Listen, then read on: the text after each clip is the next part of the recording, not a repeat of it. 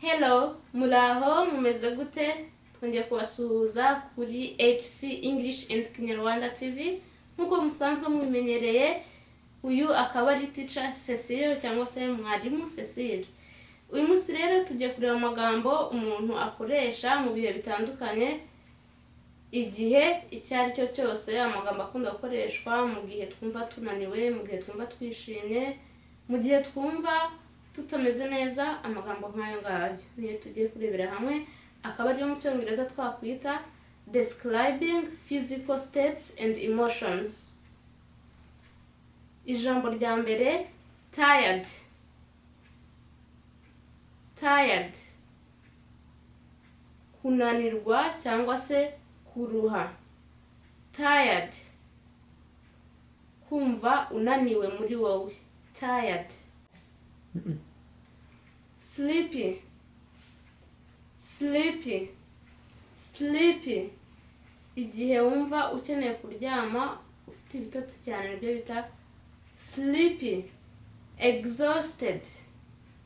Exhausted, ni mu gihe wumva unaniwe cyane mu mubiri, nta ntege ufite, ukumva ufite umunaniro ukabije, nibwo uvuga ngo exhausted. Exhausted.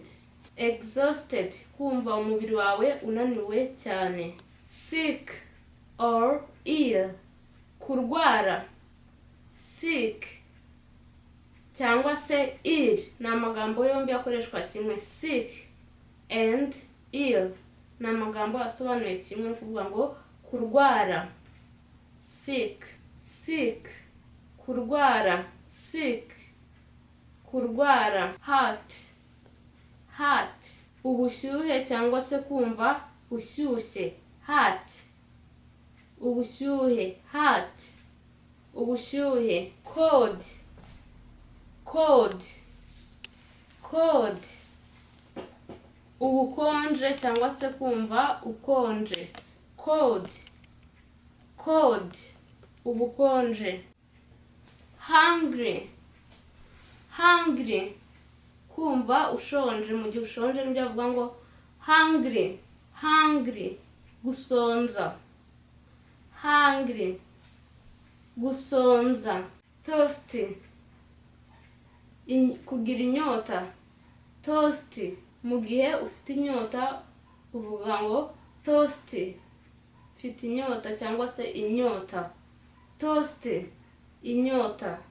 Full, guhaga. Full, guhaga cyangwa se kubona ikintu cyuzuye. Full. Full, guhaga. Excited.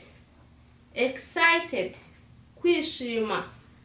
Kwishima cyane birenze. Excited. Excited, kwishima cyane birenze. Upset. Upset, guta umutwe. Guta umutwe utabyo kuvuga umutwe wavuyeho. Guta umutwe mu gihe watekereje cyane, ukumva ibitekerezo byakubanye byinshi, nibyo bita upset. Ukumva warakaye mu gihe uri gutekereza intekerezo zakurakaje. Upset. Annoyed. Annoyed cyangwa se annoyed, urusaku, gusakurizwa. Annoyed, urusaku, gusakurizwa. Annoyed, urusaku. Disappointed. Disappointed, gutungurwa n'ikintu runaka kibabaje cyangwa se giteye agahinda. Disappointed, gutungurwa n'ikintu kibi. Disappointed, gutungurwa n'ikintu uba ubonye.